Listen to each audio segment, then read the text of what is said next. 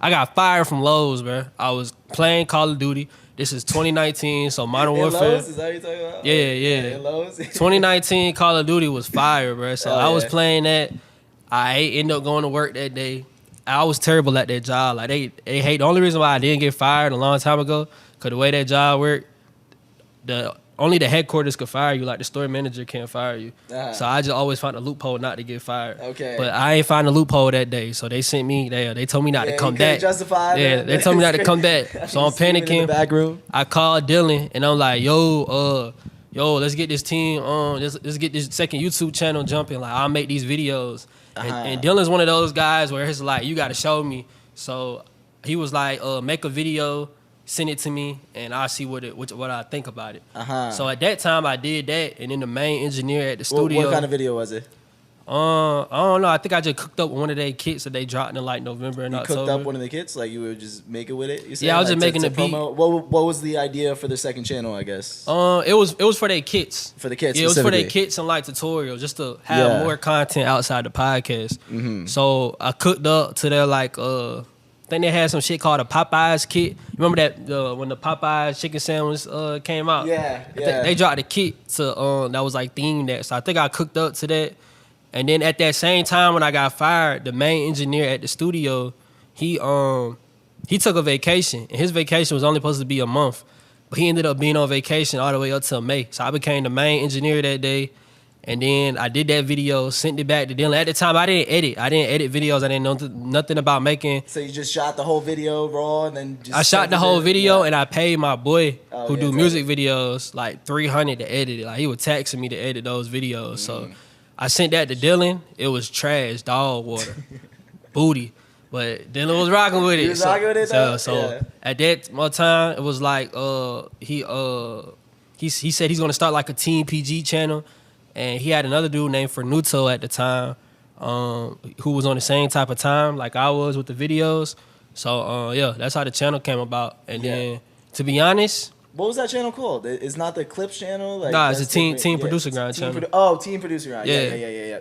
So that's how that channel came about. And for the first couple months, I'm not even gonna say first couple months, for the whole year, we ain't know what we was doing, bro. Yeah. Like we was figuring, that was really just our year, figuring shit out, having fun. Just trying ideas. Yeah, we didn't know what we was doing, man. Half of those videos, I know half of those videos of me, I took down. You feel me? We didn't know what we was doing. See, that's like a part that a lot of producers or just people in general need to hear about. That stage where you don't know what you're doing and like you're just feeling confident, just putting it out there, testing ideas and like seeing what works. So like, how did you what was your process of being, I have this idea and then actually getting it out there? Like you just, would you have some type of... I know one thing, I always knew like I want the best, and I always knew like I was always trying to get better, like as far as just making beats. So I started live streaming on that channel like stupid early, and that's what helped that channel grow a lot because it was around COVID, so everybody was at the crib, and won't nobody really live streaming like how I was live streaming. Like I would live stream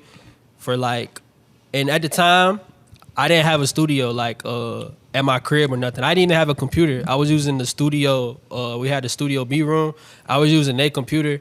I only had a camera, so I'll wake up, go to the studio, and I start live streaming around like lunchtime. And then what I used to do is I used to put a Zoom in there. I used to live stream while on Zoom, so people could join on Zoom while I'm live streaming, show their cameras, show their faces. On YouTube or Twitch or live streaming on YouTube on the Team PG channel. Yeah, so they could join Zoom. Well, we'll be chatting it up on Zoom. It'll be people watching that be chatting on the chat. It'll be the cameras on Zoom and stuff, and I kind of just did that every day. Like I said, I started at noon. Yeah, people weren't getting weird with that. You just anybody join. It was very, it was a lot of weird, toxic, funny moments.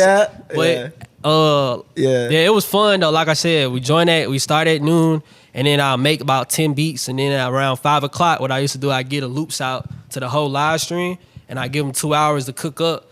And then they'll submit it back, and we'll listen to like 100 beats every day, and see who flipped who made the hardest beat out of the loop that they were supposed to flip that I made. So I did that every day, and I started to build like a I ain't even gonna say a community, like a family, because all those guys are still. This like, is still before you were a host on Producer Grind, right? Yeah, this is way like, before. like, yeah, this is just strictly team producer grind. So Yeah. we really just built a family for real. And to this day, like it's a lot of those guys that are up right now. Like Juco, who's like super multi-platinum. Blackie, who started one of the guys who started like a whole underground wave. So these are just people that were, messing around with the content on Team Producer Grind with you, and yeah, that's putting just them out there, always right? kick it, and just was a supporter since day one. And like I said, I was real like we was real like just ourselves outside of a producer. So like we attracted like a certain type of a community of producers who were just like kind of like ourselves. Most of the time it wasn't even about producing. We were just on Zoom